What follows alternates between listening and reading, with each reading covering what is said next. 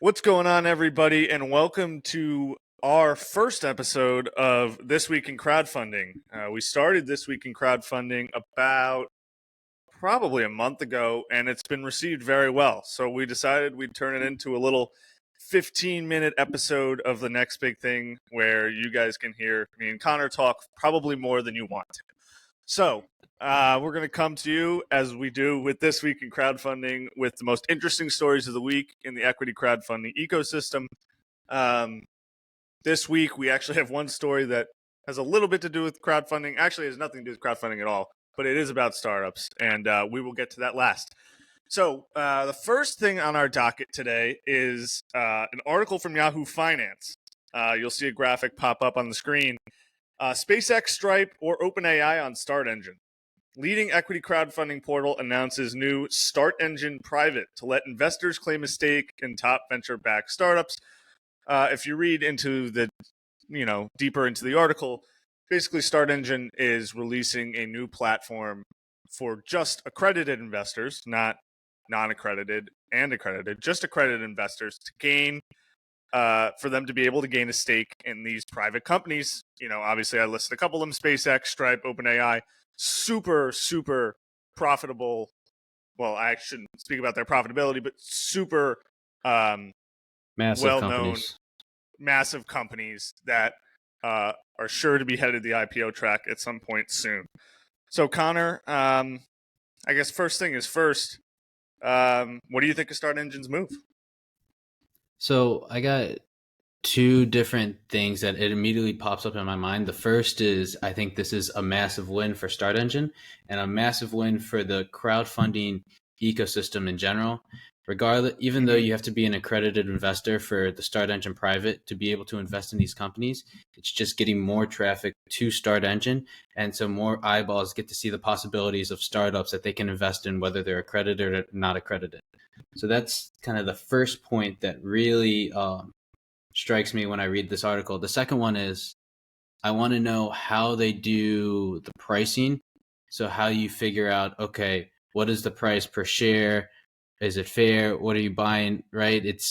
They've already gone through multiple rounds of raising capital from actual venture funds, actual venture capitalists. So what does that pricing look like for an accredited investor, for an individual accredited investor? Do you have to buy a bundle? Is it like a $10,000 minimum investment, or can you buy one share at $100? So that's really interesting to see how they play that out and what comes from that situation. Because I think that's probably the biggest question: is how can an investor invest in this company, and is it for everyone who's an accredited investor or someone who has a lot of money on the side? Yeah, I think that's a really good point. I mean, my mind immediately goes a couple ways. I didn't think about what you were saying about how it might help Startengine in general for their crowdfunding side, because more traction to the website will lead more traction to other parts of the site, which, I mean, if you're raising on Startengine, has to be something you're excited about. So that's a great point. Something we're going to talk about later, which is late stage investing in startups that haven't gone public. It's a very interesting environment right now. And while investing in early stage startups is incredibly risky, I think Startengine is looking at this and saying, oh, this is a less risky thing that we can give to our customers to have them invest in incredible companies that they want to hear of, that they've heard of, for years. I mean, I don't think it's necessarily going to be a huge investor win. I think that's my pessimistic side saying, like, how can they really offer a great deal this late in their fundraising timeline, these companies? Yep, I agree with Could that. your returns 100%. like pre-IPO investing, I mean, how much growth is there going to be between this late round and the IPO? I don't know. There could be a ton. I mean, SpaceX clearly could be one of the biggest companies in the world, in the next decade or so. It already is a huge company. I think it's exciting. I think it's exciting for these late stage startups, something like Stripe or, OpenAI, to gain that kind of crowdfunding atmosphere. You've seen a lot of companies do really well adding customers and making them advocates. As we said after the podcast yesterday, customers are great, but advocates are better. Yep. So I think that, I guess I do wonder if these companies, is if it's viewed more as a partnership and a way to get more brand awareness out there. Because I could see that being a play for these companies if they realize, okay, we can give out a little piece of our equity and it can be priced relatively high, maybe last valuation, so we're not losing any money. And we know just the amount of eyeballs that are going to see our company thinking about investing it might make them become a consumer or a user of our product. And that's very interesting to see how that will play out in the future. And you brought up kind of the last part of it that came to my mind, which was valuation. I mean, valuation we've talked about before, together, is really a pretty big problem in regulation crowdfunding right now. It's hard to have valuations that are trustworthy when these companies are really the ones deciding their own valuations. Yep. And with a lack of data available, I mean, you can go on to platforms like King's Crown and HubToss, but with the very little data available, it's hard for crowdfunding investors to know that the valuation is a worthy part of the investment. Now, I'm sure that these valuations will be, there's a lot more data to go with late stage companies, bigger companies, right? But I'll be interested to see if StartEngine, how they do their valuations, and who is behind them and how they make them trustworthy. I'll be interested to see because maybe that's something that they could carry into their crowdfunding platform as well. Yep. So, and then what the receptiveness to that is. I think that's important too, seeing what the investor receptiveness is to that. And, the future will tell. It's an exciting story to kind of follow and see what will happen. Yeah. And especially with accredited investor laws, up in Congress, it seems every 2 weeks you hear something about it. So I'll be interested to see where that goes. And, if with an expansion of the accredited investor role, I think it could be a hit. I think StartEngine made a really, really good move for their company. Moving on.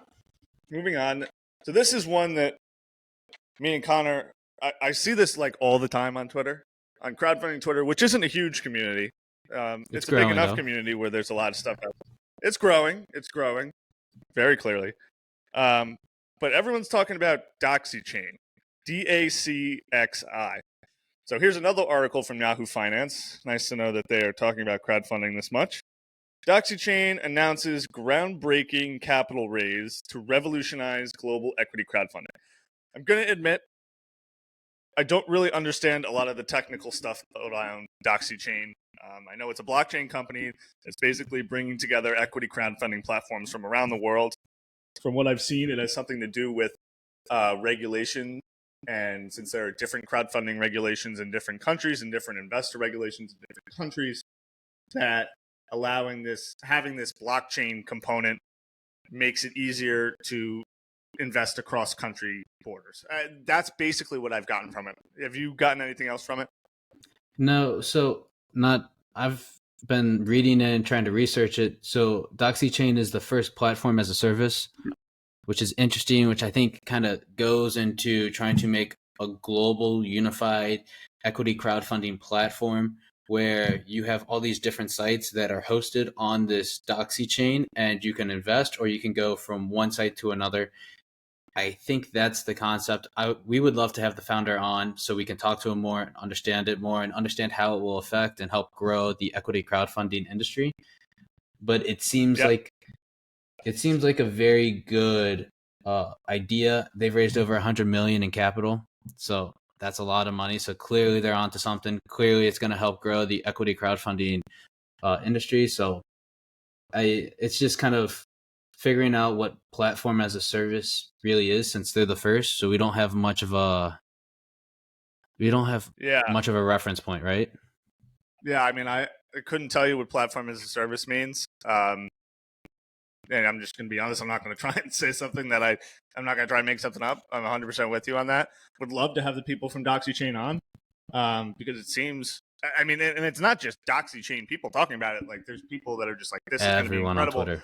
And I'm just like, I don't get it. I mean, I understand how blockchain works, but I don't understand necessarily what they're doing with the platforms. But I mean, I've seen enough trustworthy people talking about it to know that it's a big deal.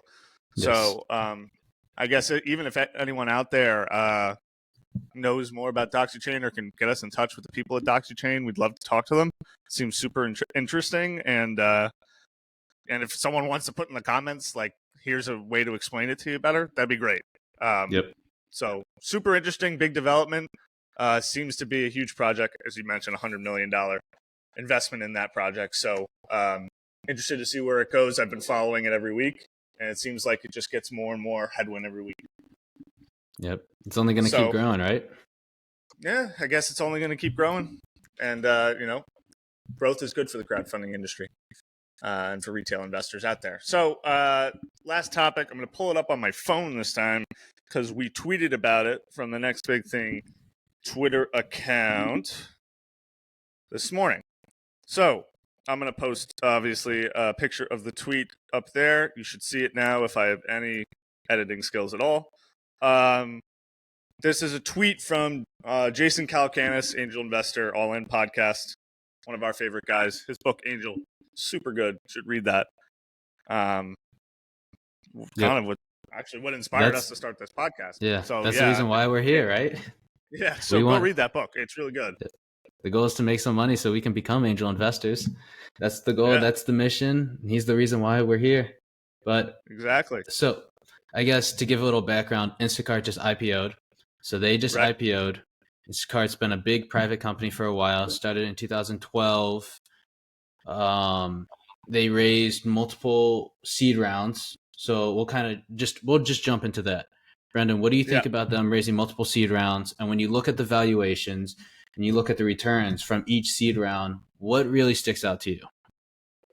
So when it comes down to it, we have the first seed round in 2012. They raised a $75 million valuation, right? And their return on they just IPO'd, just to give a little more background. The IPO was a $9.3 billion valuation. So those seed investors, which were Khosla, Canaan, and YC, did really, really well. 55% return on the IPO. They then raised a Series A for $75 million. Again, same valuation. So that was Sequoia. They made out well. And then their Series B was Andreessen Horowitz. They raised it, $930 million. So still a pretty good, it's about a 10x return. In venture, that's not a great return, but still nothing to balk at.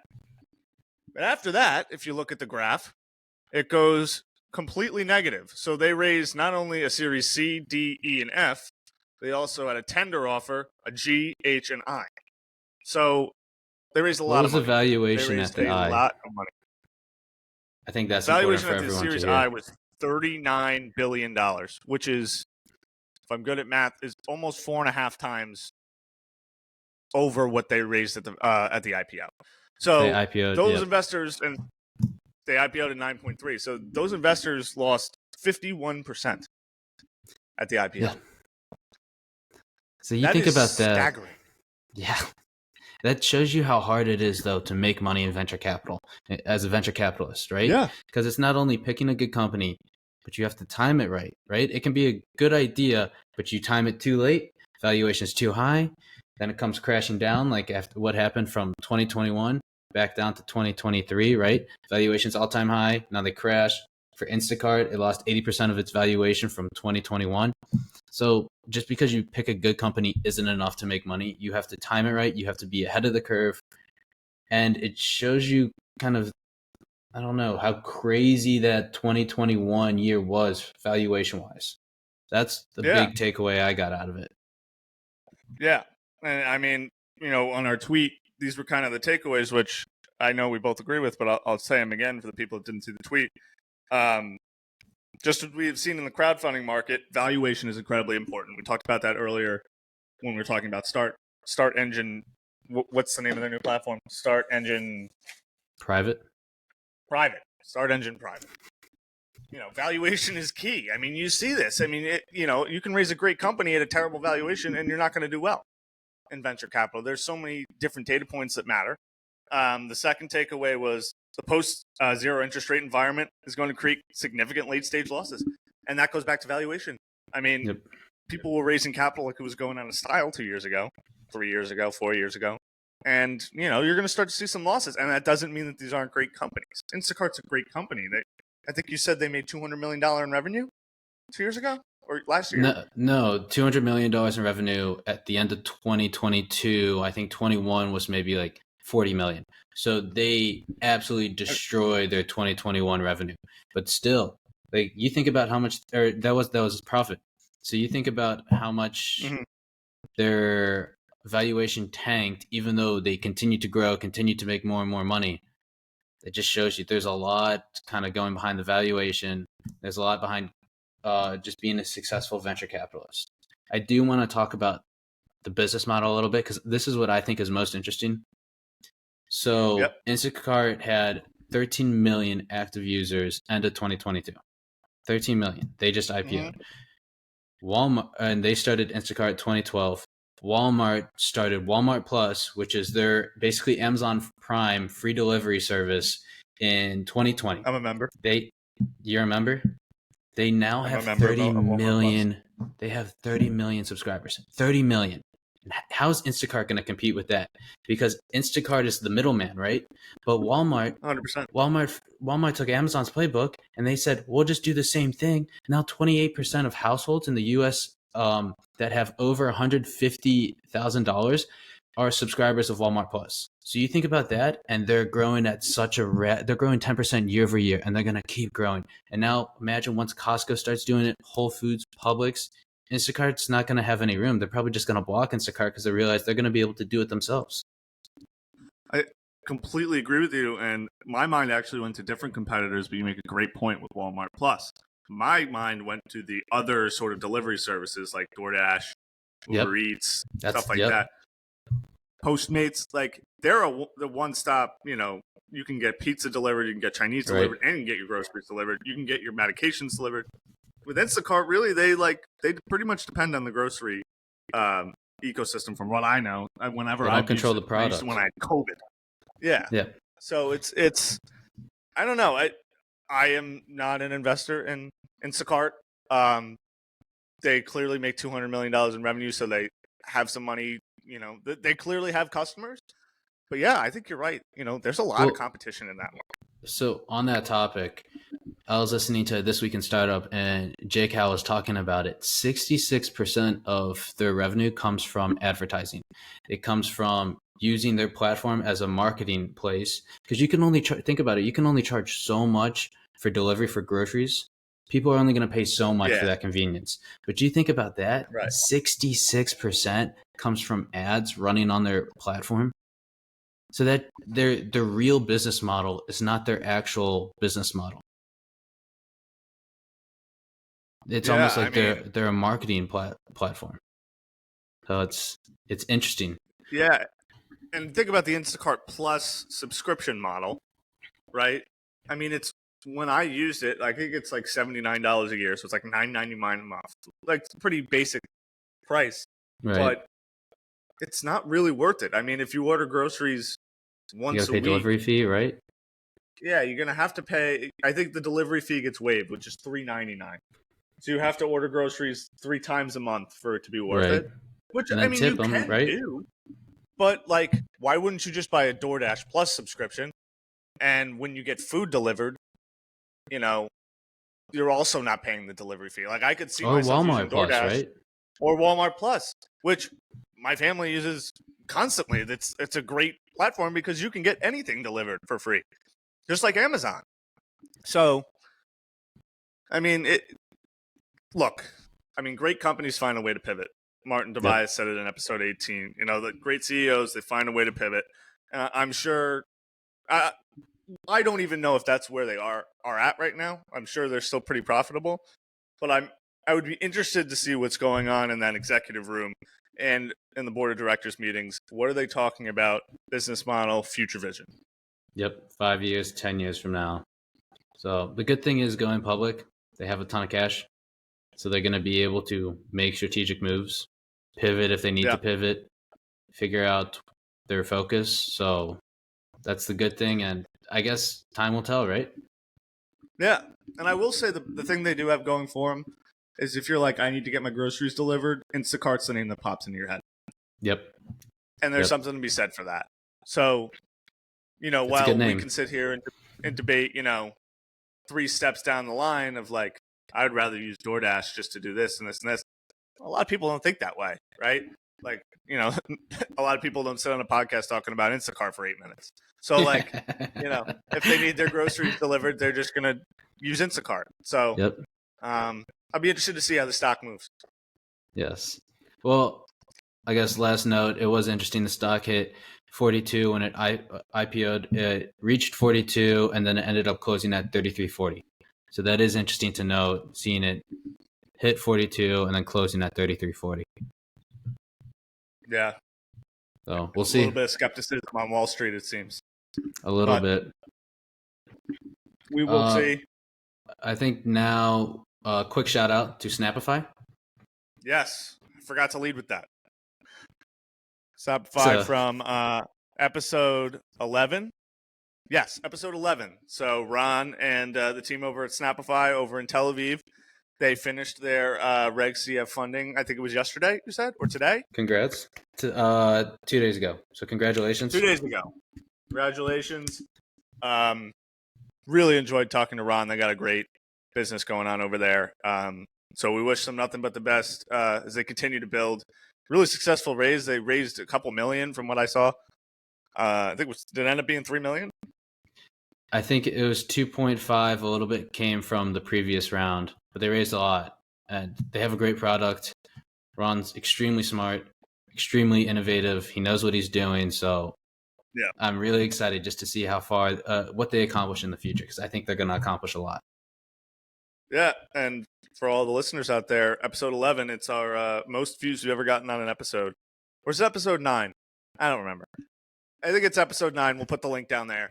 And it's a really good episode. Ron got a pretty cool product. So I encourage you all to go out there and listen to that. Yep. So is that it? I think that's all we got for this week in crowdfunding. Pretty light week. Yeah, we appreciate you all. Not a lot of news this week. But we will be back next Tuesday or next Monday with an interview with James Reyna of Jibby Coffee, which is going to be probably one of our favorite interviews to date. Yep. Brendan and I ordered some Jibby Coffee after the interview. We got moved. I'm excited to get my Jibby Coffee.